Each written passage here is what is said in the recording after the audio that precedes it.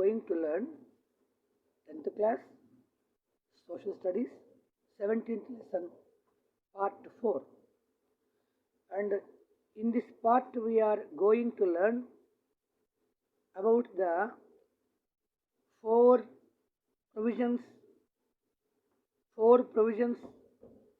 given by Indian Constitution to every citizen.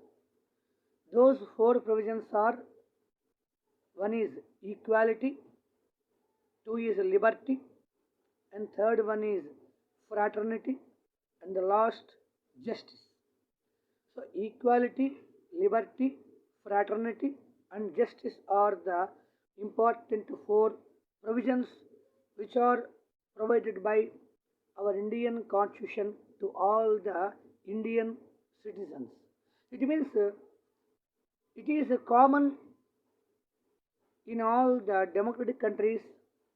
It means a democratic country definitely provide all these four provisions to all its citizens, and we will discuss one by one.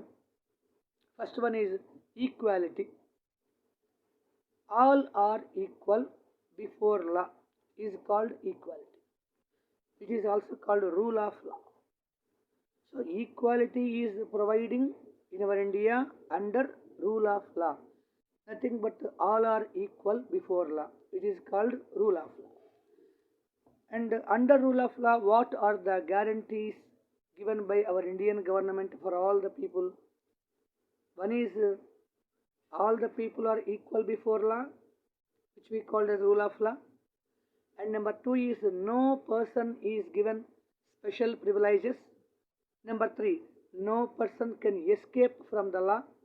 And number four, law should not punish any person except breaching of law. It means if a person violates the law, then only law tries to punish the citizen. And number five, all persons have to follow same laws. And last one, law is superior than a citizen, because according to the law, all citizens have to mold their life, social life. But according to citizens, law is not to be changed. That's why what I told you, law is superior than individual. And this is entirely called as what? Rule of law.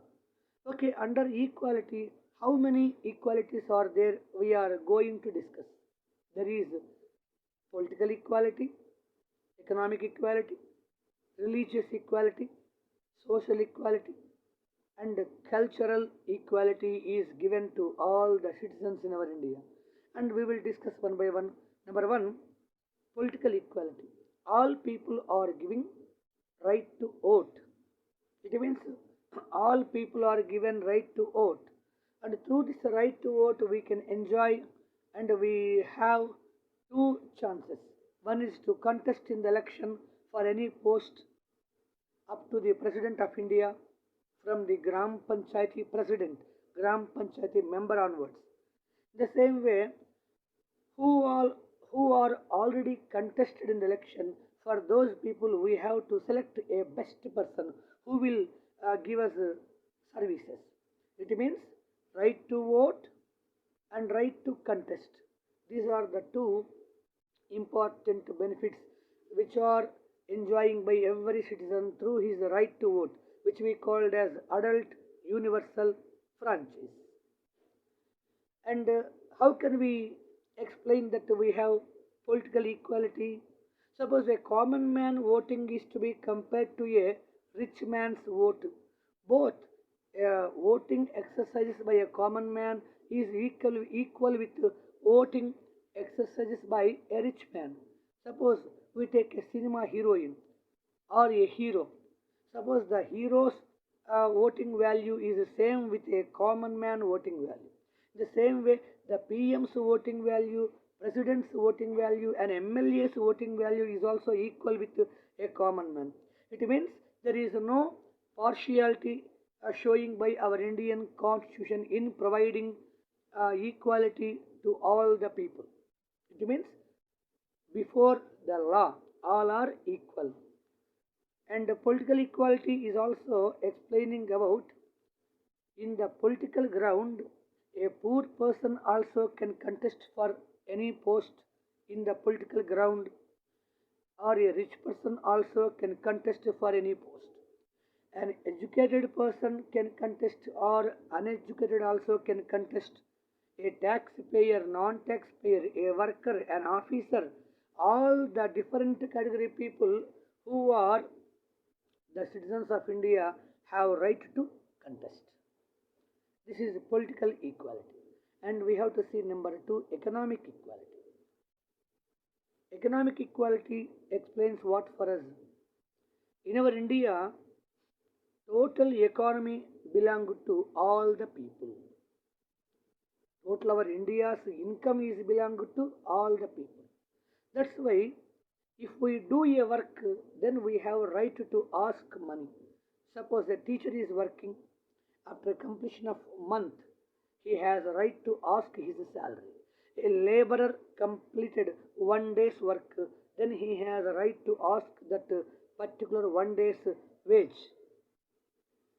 Same way, different workers have right to take money. So asking salary is our economic right, and uh, giving salary is also the responsibility of the people who are recruiting the persons as their workers or as their employers. And total wealth of the country should be distributed equally among the people. And we can ask here how the government is spending money equally for all the people. Suppose through the taxes, through the penalties, and through the other revenues, government is getting heavy amount of money. And that money again depends from whom it is taking money. For the same people purpose, again the money is to be spent by government. And while giving money, government is not giving directly money, and it is trying to fulfill all the requirements of the people. Suppose the people are requiring houses, it means for the poor people, government is constructing houses. Suppose some group of people they have education, suppose government is giving free education.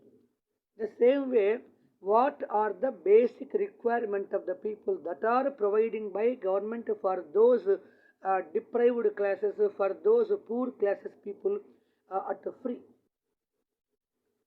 That's why India is to be called as a welfare country. So in this country, the top priority is giving by government of India for the welfare of the people. The same way, social equality. Suppose we remember 70 years back, 90 years back, 100 years back, 200 years back, India, we observed there was a social discrimination policy. Upper caste to lower caste, all these ups and downs regarding caste, regarding religion, we observed. Now there is no caste, no upper caste, no lower caste, all castes are equal. And one more thing, all religions also equal. That's why in our India, religious equality along with the social equality also there. How can we say that we have social equality? It means social equality tells us all are equal in society. Without taking the economical strategy, economical level of a man in society, every man, every woman should be giving equal respect. That is social equality. It means there is no social discrimination between person to person among the total society. And now there is no social discrimination carried out by any person. Suppose any man is still existing the feeling of social inequality, it means upper caste to lower caste, upper religion, lower religion.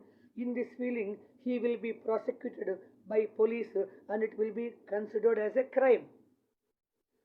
That's why, along with the social equality in our India, what is giving religious equality also given. According to this, all religions are equal.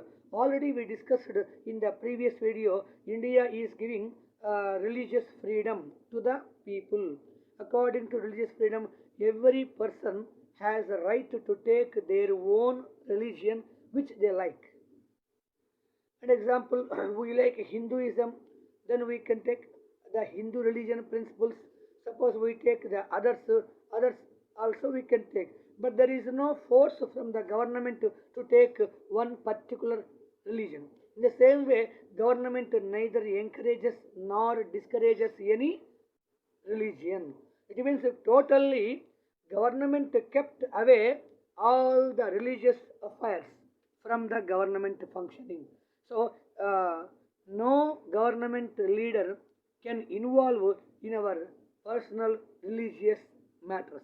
So according to this information, we are sure that in India we are enjoying religious freedom and there is religious equality. And the same way, cultural equality also. Example, we go to North India, Aryan culture, South India, Dravidian culture, Nali culture, Kuli culture, in the west and east parts, different cultures are merging in our India because India is the home of different caste, different religion, different culture people. That's why in our India all cultures are giving respect. That's why all cultures are giving with equal status and giving equal value. According to this, what we have to confirm here in our India, there is cultural equality. Okay, ma. So we discussed equality, the first one, and we are going to enter into the second one, liberty. And what is meant by liberty, we are going to learn in our next video. Thank you for watching.